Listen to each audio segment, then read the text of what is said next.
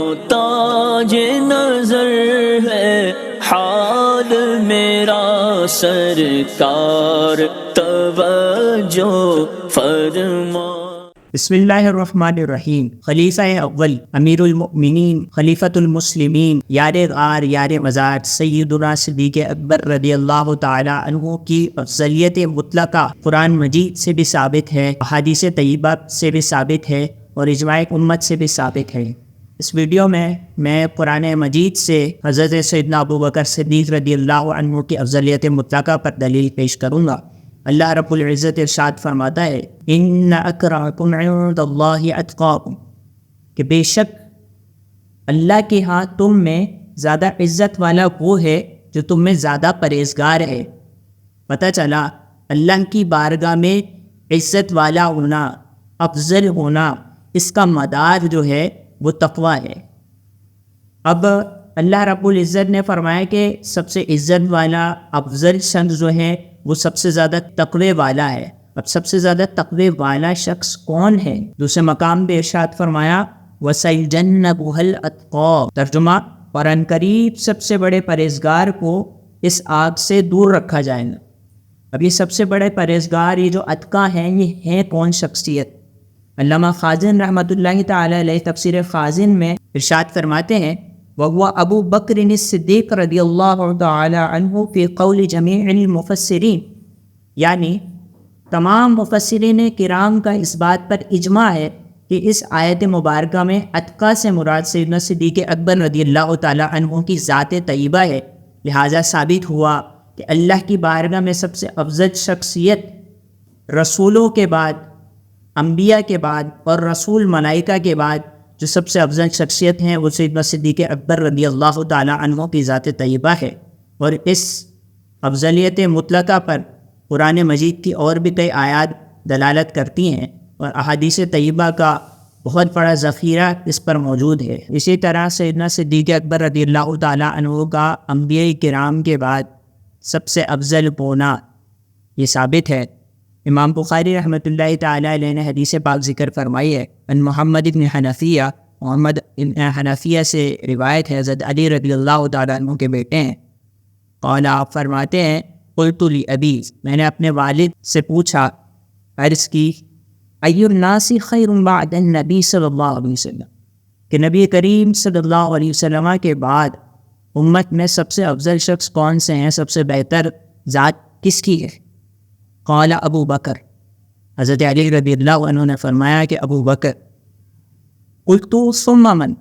حضرت محمد بن حنفیہ فرماتے ہیں میں نے پھر پوچھا والد گرامی سے کہ ابو بکر صدیق رضی اللہ عنہ کے بعد سب سے افضل ذات کس کی ہے؟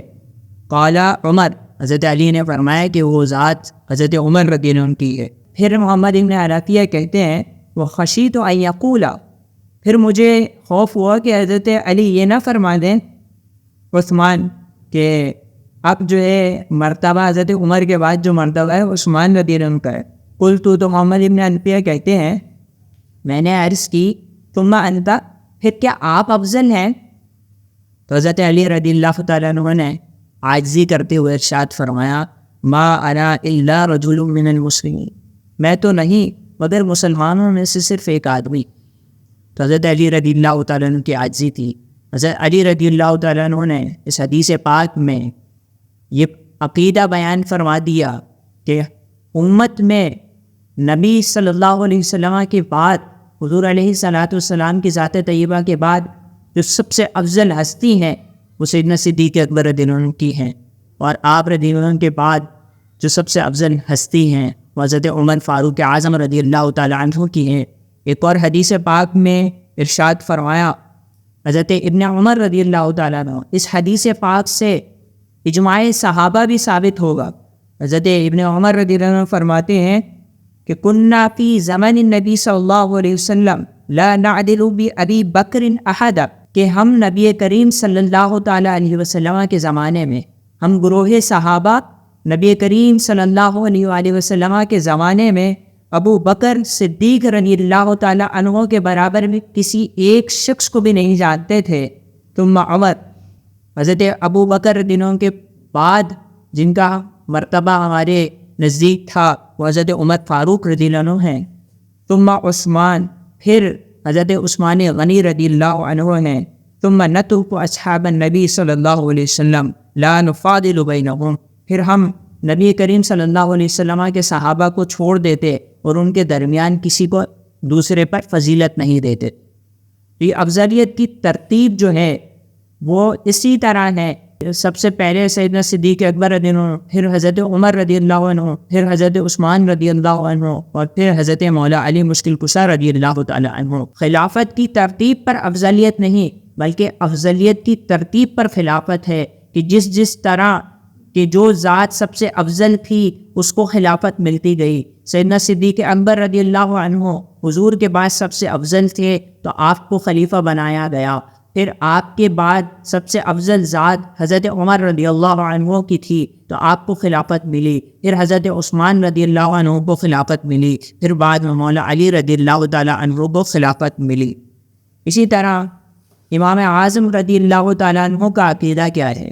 امام اعظم رضی اللہ تعالیٰ عنہ مسلمانوں کے بہت بڑے امام، آپ فرماتے ہیں فقہ اکبر میں